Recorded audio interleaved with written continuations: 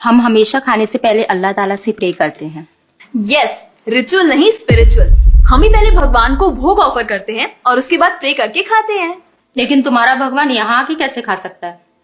जैसे वो तुम्हारी दुआ कानों से सुन सकता है, वो वैसे ही यहाँ पर आके खा भी सकता है। भगवान का फॉर्म पर्सनल है। अगर वो कानों से सुन सकते हैं तो मुंह से आके खा भी सकते हैं। उनके कान और मुंह दोनों है। शालिनी, तुम प्रे नहीं करती खाना खाने से पहले?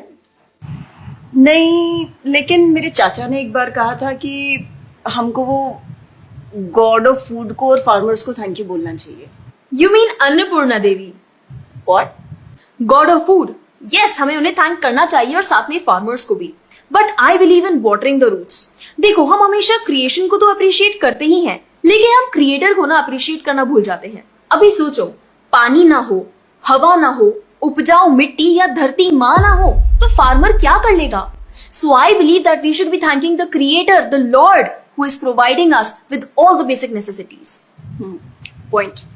अब तुम किस किस को थैंक करेगा? वैसे भी तुम्हारे 33 करोड़ तो देवी देवता है। बताओ किस किस को थैंक करेगा तुम? और शांति, तुम बताओ तुम किस गॉड को मानता है? मैं ऐसे किसी गॉड को नहीं मानती, लेकिन I think Shiva is a big god. See, I am very sorry, but आपने अपने वो बड़े भगवान का स्टोरी तो सुना होगा ना, जहाँ वो अपनी मरी हुई वाइफ को शोल्डर पर लेकर पूरे इंडिया का चक्कर लगा रहा है। अब तुम मुझे बताओ, जो गॉड अपनी वाइफ के मरने पे ऐसे कॉमन मैन की तरह रोता है, वो गॉड हो सकता है क्या?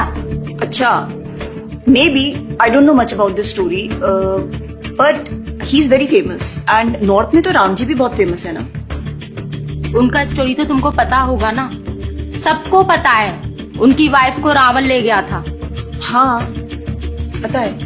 अब तुम मुझे बताओ, वो गॉड है? वो अपनी वाइफ को भी अकेला नहीं बचा के ला सकता। उसको अपनी वाइफ को बचाने के लिए भी वानर सेना की हेल्प चाहिए, और उस वानरों को भी तुम पूछता है। I am sorry. और गीता, तुम कृष्ण को मानती हो, और वो तो हर लड़की के साथ रासलीला करते रहते थे। ऐसा कैसा कैरेक्टर है गॉड का जैसे हर लड़की से प्यार हो जाता है? और वो खुद डर के अपना जन्मस्थान छोड़कर चले गए थे। गॉड को कभी डर लगता है क्या? और जिसे खुद डर लग रहा है वो तुम लोगों की हेल्प कैसे करेगा? शिट यार, this is so complicated and confusing. It is confusing because you are following the wrong path. It is very beautiful and sacred. I will show you the right path. Enough, Asifa. I know what you're trying to do. And Shalini, कुछ भी confusing नहीं है.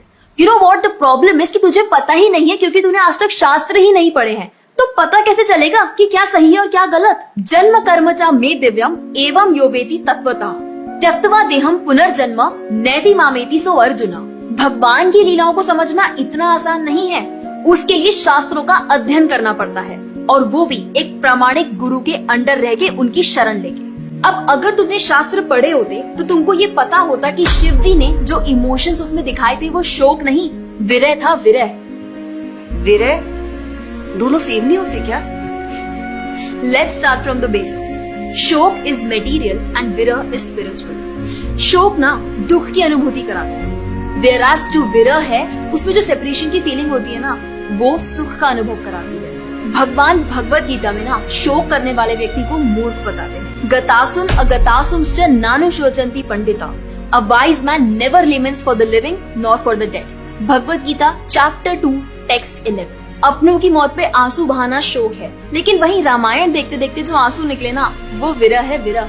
और ऐसे विरह से हमारा भगवान के प्रति प्रेम बढ़ता है। तो जिस तरह से शिव जी ने विरह को दिखाया था, उसी तरह राम जी भी सीता मैया के जाने के बाद विरह में भटकते हुए रो रहे थे। और यही नहीं, सीता देवी इतनी प्योर है ना कि उन्हें राम जी के अलावा कोई टच भी नहीं कर सकता था। रावण जिनको लेके गया था वो छाया सीता देवी थी। असली सीता देवी तो अग्नि में समा गई थी, और वो अग्नि परीक्षा के वक्त बाहर आई थी। और आसिफा, तू क्या बोल रही थी? भगवान राम को अपनी पत्नी को बचाने के लिए वानरों की मदद लेनी पड़ी थी। I mean, God is all powerful, right? हाँ, I mean, वो अकेले भी तो मार सकते थे ना। यार शालिनी, अगर तूने कभी रामायण पढ़ी होती तो तुझे पता होता, जब खर और दूषण आए थे अपने 15,000 ऐसे दानवों के साथ जो इंसान को खा जाते थे, उन सब के साथ राम जी ने अकेले बिना किसी की हेल्प के उन सबके चिथड़े उड़ा दिए थे। अब ऐसे राम के लिए रावण को मारना मुश्किल है क्या? हाँ, लेकिन बाद में वानरों की हेल्प क्यों ली? उनको अपनी सेवा में लगाने के लिए, उनकी ग्लोरीज बढ़ाने के लिए। अरे उन्होंने तो एक छोटी सी गिलहरी तक को अपनी सेवा में लगा लिया था। What? कभी पढ़ा हो तो पता हो ना। खैर, और हम हनुमान जी की पूजा इसीलिए करते हैं क्योंकि भगवान तक पहुंचने का रास्ता उनके भक्तों की सेवा है। जब भगवान देखते हैं कि मेरे भक्तों का गुणगान हो रहा है या कोई सेवा कर रहा है तो वो बहुत खुश होते हैं। जैसे मैं तेरी मॉम के सामने अगर तेरी तारीफ करूं तो वो खुश होती है ना। Point. इसी तरह भगवान हमसे खुश होते हैं जब हम उनके भक्तों की सेवा करते हैं, पूजा करते हैं। और रही बात 33 करोड़ देवी देवता की, आसिफा तू मुझे ये बता, what is your favourite genre in movies? Psychological thriller. और शालिनी तेरी?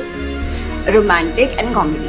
एग्जैक्टली। जैसे हर किसी का अपने नेचर के अकॉर्डिंग फेवरेट जॉनर होता है, वैसे ही भगवान ने हर किसी के नेचर के अकॉर्डिंग व्यक्ति के लिए उसके नेचर के अनुसार वेद और पुराण दिए हैं। और उन्हीं पुराणों को फॉलो करके लोग अपनी देवी देवता की तरफ अट्रैक्ट होते हैं। और ये सभी देवी देवता भगवान की ही सेवा कर रहे हैं। जैसे रोशनी के देवता सूर्यदेव, हवा के देवता वायुदेव, बारिश के देवता इंद्रदेव। जैसे एक सरकार चलाने के लिए इतनी सारी पोजीशंस होती हैं, वैसे ही इस पूरे ब्रह्मांड को चलाने के लिए अलग अलग देवी देवताओं की जरूरत पड़ती है। तो मतलब वो अपनी पोजीशन का मिसयूज करेंगे, किसी भी लड़की के साथ कुछ भी करेंगे, रास लीला करेंगे। Stop it Asifa, now you are crossing the line. तुझे पता ही क्या है कृष्ण के बारे में? जो लोग बोलते हैं कि कृष्ण करे तो रास लीला है, हम करे तो कैरेक्टर ढीला है, उनको बोलो पहले भागवतम पढ़ लें। ठीक रास लीला से पहले भगवान ने गोवर्धन उठाया था। उनको बोलो पहले जाके गोवर्धन पर्वत उठाए। पैदा होते ही पूतना को मारा था, बच्चे से एक मच्छर नहीं मारा जाता। When he was crawling, मुख में ब्रह्मांड दिखा दिया था। तू अपने मुंह में अपना ये हॉस्टल ही दिखा दे आसिफा। क्या तुम जानते हो द्वारका में भगवान श्री कृष्ण की 16,108 रानियां थी और सबके अलग अलग महल थे और हर एक महल में श्री कृष्ण सबके साथ होते थे एक ही समय पर। रोज सारी रानियां कृष्ण से खुश थीं और उन सब की जरूरतें कृष्णा पूरी करते थे। क्या किसी नॉर्मल से इंसान के लिए ये सब संभव है? आज के टाइम पे तो एक ही नहीं संभलती, लेकिन उस टाइम सारी रानियां एक दूसरे के साथ खुश थीं और उन्हें खुश कृष्ण रखते थे। क्यों? क्योंकि वो भगवान है। और रही बात ब्रज की गोपियों के साथ रास लीला करने की, तो इतना जान लो कि रास लीला के टाइम पर करोड़ों गोपियां थी और कृष्ण पूरे टाइम हर एक गोपी के साथ मौजूद थे और उनके साथ डांस कर रहे थे एक टाइम पे करोड़ों गोपियों के साथ। ये सब बहुत डीप लीलाएं हैं और ये सब तभी पता चलेगी जब साधुओं के संग में रह के शास्त्रों को पढ़ा जाएगा। हवा में तीर चलाने से या सुनी सुनाई बातों पर यकीन करने से कुछ नहीं होने वाला। और रही बात अपने भक्तों को बचाने की, तो भगवान ने तो अपने भक्त परीक्षित महाराज को गर्भ में बचाया।